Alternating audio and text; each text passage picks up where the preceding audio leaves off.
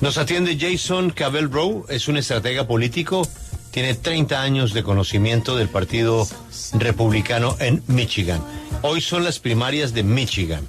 Félix nos explicó ayer el tema de Míchigan. Y esa es la primera pregunta para nuestro invitado. ¿Qué tanto influye el tema de la guerra de Israel en Gaza en las elecciones de hoy en Míchigan hacia el futuro? Hoy pues es primarias del Partido Republicano, pero antes de hablar del tema de las primarias, hemos tenido desde ayer esa curiosidad. En Míchigan, ¿por qué importa tanto la posición de los candidatos con respecto a Gaza y a Israel? Esa es la primera pregunta, David. Good morning, Mr. Cabal. Thank you for being with us in W Radio. And let us begin by talking about, this issue that's happening right now in Middle Eastern with Israel's war in Gaza and how this influences today's election in Michigan and for the future. Well, thank you for having me. I think the impact on the Democratic side of the war in Gaza is that, we have in this state one of the largest Arab American Muslim populations outside of the Middle Eastern region. We have about 350,000 residents in the state and probably about 100,000 voters. In 2020, Joe Biden won Michigan by just 150,000 votes. And so a protest vote for President Biden could be the difference between winning and losing in 2024.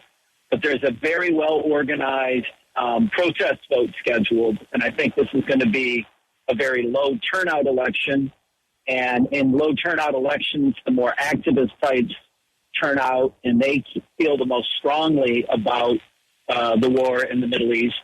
And so I think that there's a real possibility of 20% or more of Democratic voters protesting Joe Biden by voting neutral in the primary.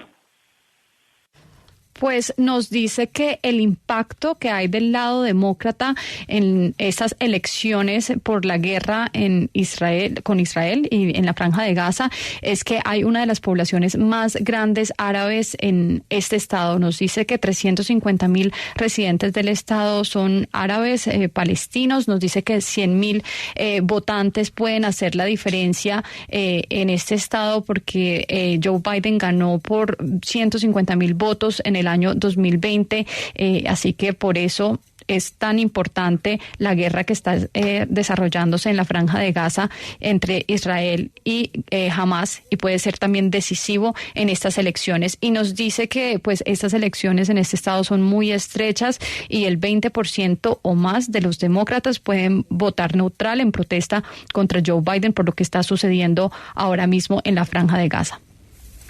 David, Michigan ha sido un estado clave y bastante disputado en las recientes elecciones presidenciales, en las pasadas recientes.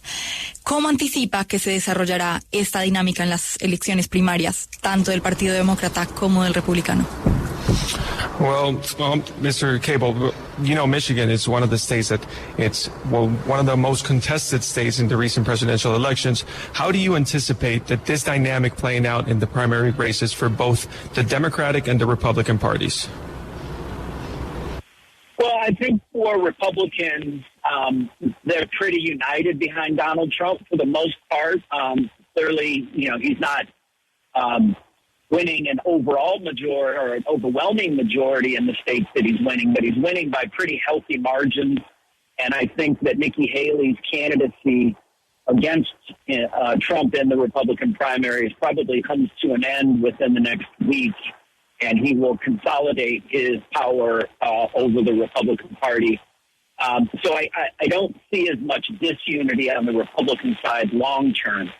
I do think for Democrats, they've got a lot to deal with because not only does the impact of Arab voters in Michigan's electorate have an impact, younger and more liberal voters that are upset about what's happening in the Middle East could also sit on their hands and just choose not to vote in November in the presidential election, and that would be a win for Republicans if a lot of those voters that typically vote Democrat choose not to vote for Biden because they're upset over what's going on in the Middle East.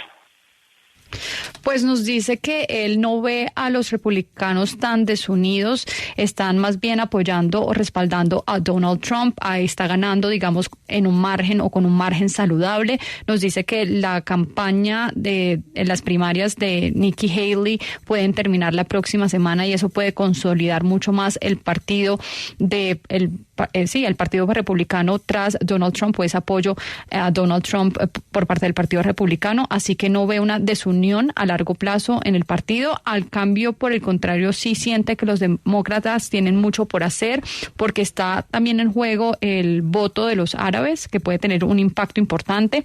También nos dice que, pues, por lo que está pasando en el Medio Oriente, pueden perder los demócratas y Joe Biden esos votos en las elecciones pasadas en noviembre que tenía, pues esta vez puede no tenerlas, y nos dice que los votantes demócratas aquí pueden ser muy decisivos, pueden no votar a favor de Biden y él puede perder este reemplazo, así que por eso cree que está más difícil la situación para los demócratas en este estado.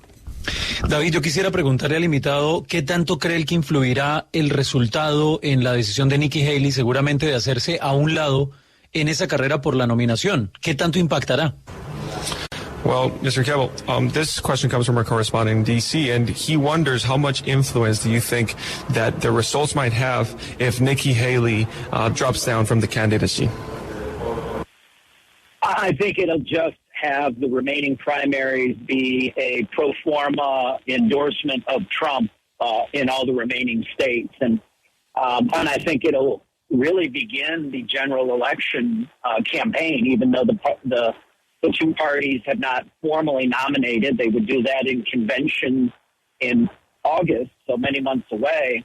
But this would effectively end the primary process on the Republican side.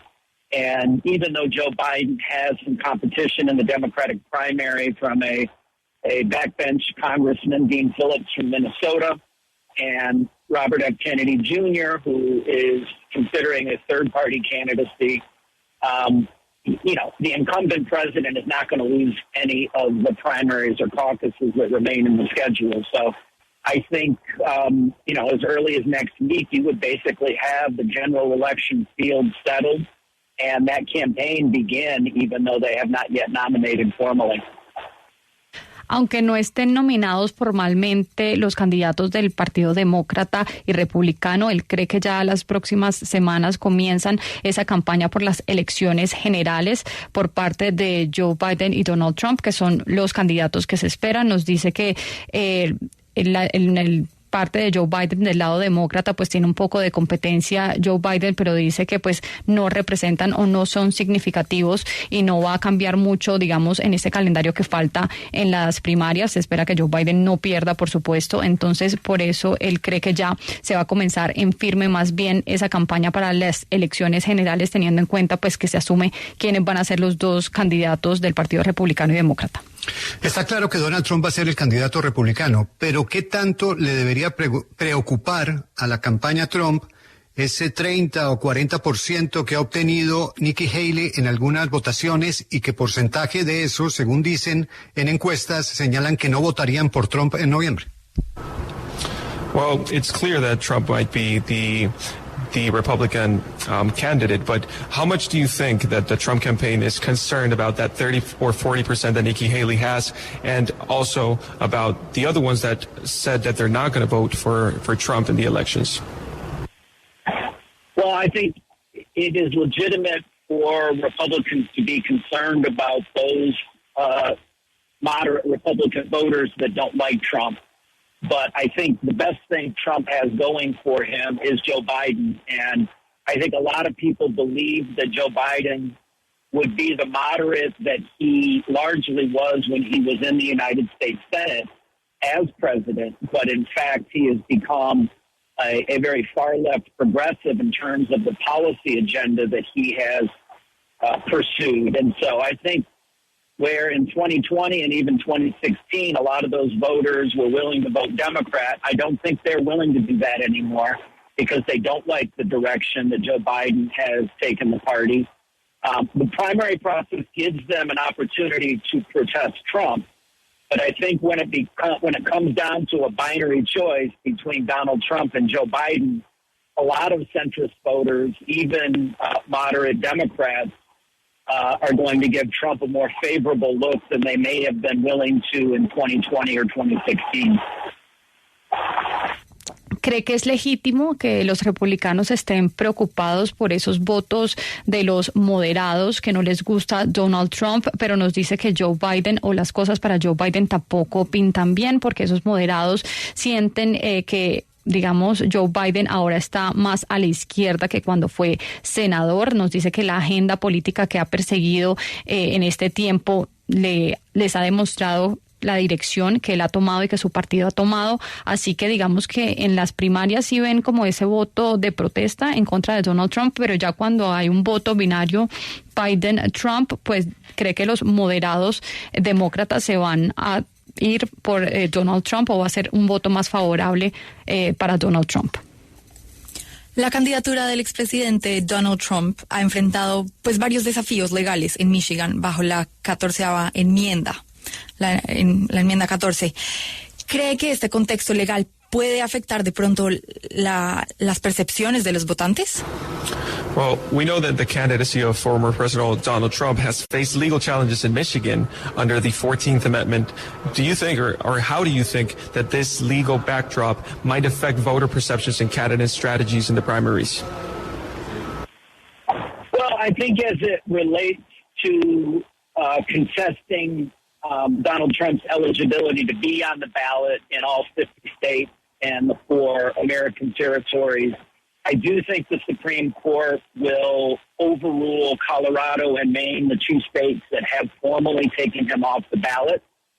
It's interesting, in Michigan, the Democrat Secretary of State actually filed an amicus brief in support of President Trump's position that he should be on the ballot. Basically, I think there's a lot of folks, even Democrats, that are saying Trump should be, the voters should choose if Trump is the president, not disqualifications from state officials. Now, there are other host of legal issues that he has to deal with related to the 4 different trials that he's going on in New York and Georgia over a number of different things, from financial to election interference. I don't know so much that the findings in those court cases are going to matter as much as the fines that Donald Trump may have to pay, which are going to be, as of right now, in excess of $400 million. And so that could be very crippling. I don't know that it'll affect voter attitudes, but I certainly think it can impact his ability to run a good campaign. Pues nos dice que cuando se relaciona a esa elegibilidad que puede tener Donald Trump y la posibilidad de estar en la contienda electoral y estar en la balota, pues ya la Corte Suprema pues puede revocar los 2 estados o la decisión que tomaron Colorado y Maine, que los ha sacado de la balota electoral, pero también nos dice que ya en Michigan pues se cree que debe estar en la contienda, que debe estar en la balota electoral, y muchos demócratas también creen que son los electores los que deben decidir si él es pues elegible o no, si quieren que sea el presidente o no, y no se debe tomar la decisión por una descalificación de oficiales estatales. Entonces nos dice que ese es un asunto legal que no cree que tiene futuro, pero por el otro lado están los juicios que se adelantan en Nueva York, en Georgia, en Nueva York el tema financiero, también el tema de la interferencia electoral. Entonces no nos dice que no importa tanto o no va a tener mucha influencia en los votantes, pero sí la multa va a tener mucha repercusión, que ya pues asciende a los $400 millones. Entonces nos dice que eso sí puede influir en la habilidad que tenga Trump de adelantar una buena campaña. Grace, los escándalos de la familia Trump, yo he pensado y hemos pensado en los Estados Unidos que están de alguna manera potenciando la posición de Trump en estas primarias. Quisiera saber si esa es la opinión de él también. Mr. Cabel, do you believe that the Trump campaign has used the family scandals in the family of Trump to enhance the position of Trump in these primaries?